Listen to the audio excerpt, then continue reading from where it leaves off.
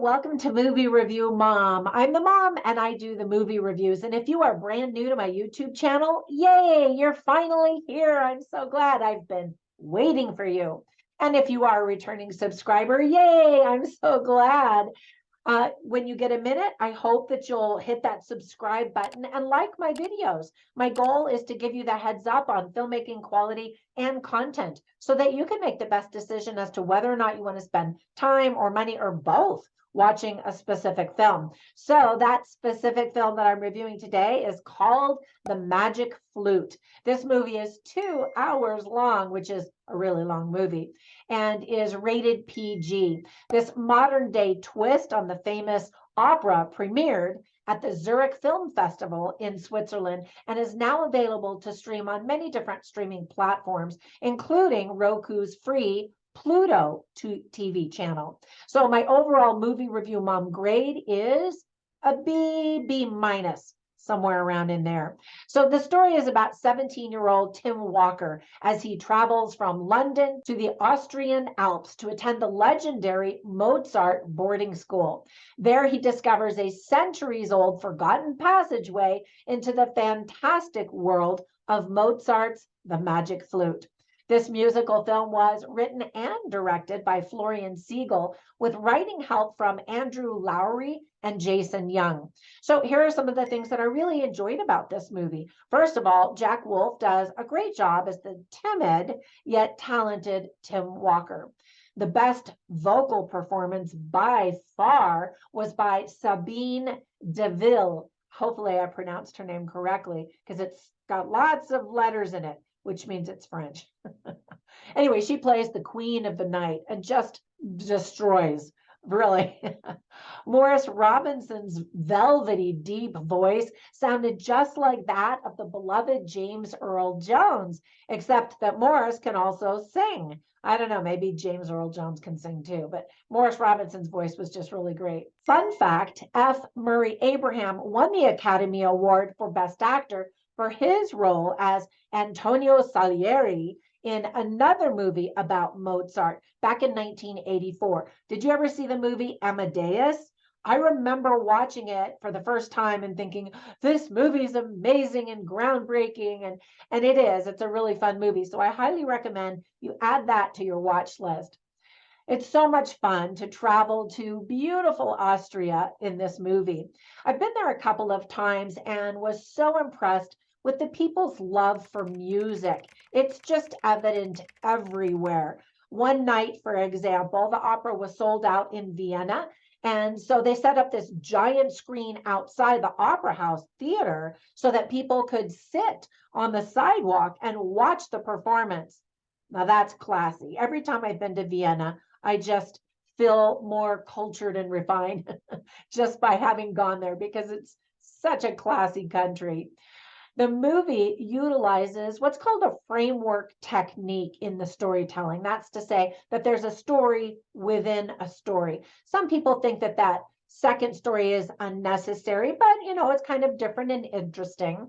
One of the good things about this movie, I think, is that it might expose audiences to the opera who wouldn't normally go to the opera, especially young viewers. Fans of the Harry Potter franchise will definitely feel a familiar dynamic among the students at the prestigious boarding school for musicians in the Austrian Alps.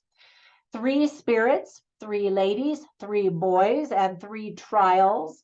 Look for parallels in the school scenes, the fantasy world, and the music itself. The number 3 is a very symbolic number for the Freemasons, and Mozart actually was a member and used quite a few Masonic symbols in the story, the opera, The Magic Flute.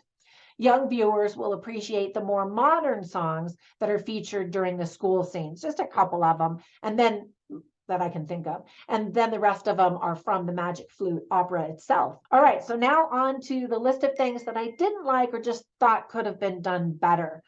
First of all, I read quite a few reviews from Austrians and Germans who absolutely hated this movie.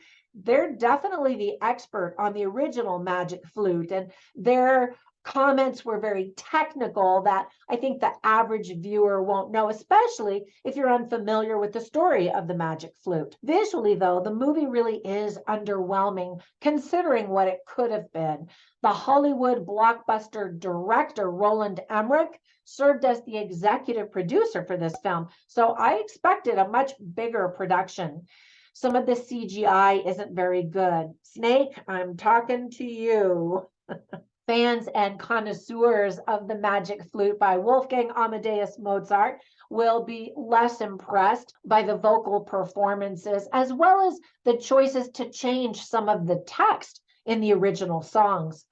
The costume design I thought was really simple and unimaginative, really, except for the Queen's attire. She's the one that really looked dramatic and awe-impressing, and that's not a word, impressively awesome. And then, of course, because her incredible voice just washed all over you. And then finally, there's a romance between Tim Walker and Sophie that is just not believable at all. When you see them together, you'll definitely know what I mean. So let me give you some tips for parents. There is some bullying portrayed. People are often in perilous situations.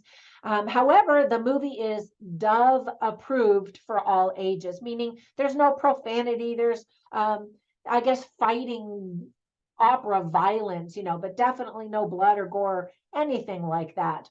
So some of the themes that are illustrated very well in the movie and definitely worth talking about with your family if you watch this with them are good versus evil, love, revenge, passion for music, how society is enlightened through the beauty of music, and even confidence. It's kind of a little bit of a coming of age story. Also courage, challenges, overcoming challenges, and being totally in the moment, experiencing the wonder of life in every moment. All right, so I love to write down interesting lines and funny lines while I'm watching the movies, basically, so I can show you or tell you what the script is like, the dialogue is like, so you can get a taste for it. So here are just a few of the lines. You can see them all in my written review at moviereviewmom.com. So this first one is spoken by Princess Pamina, who's played by Aisha Banks. And she says, "True love is the simplest, purest thing of all." And there are a couple different little romances going on in this movie. Sadly, none of them are very believable, but love is definitely a theme. And then Tim Walker, who's voiced by Jack Wolf, says, "You are music, and that's all I need." And I was like, oh, that's such a romantic line. All right, so before we go, let me give you a recommendation for two movies that you should definitely check out just to kind of look at the variety. They both happen to be different versions of the Magic Flute. So the first one was way back in 1975 by Ingmar Bergman, and some people will say this is one of the best. Then there was also a 2006 version done by Kenneth Branagh. Now I love him, and I haven't seen that version, at least I don't think so. So I'm definitely going to check that one out. All right, thank you so much. I think you're going to feel cultured and refined just by having watched this movie and experiencing a little bit of opera in your life. I hope you enjoy it.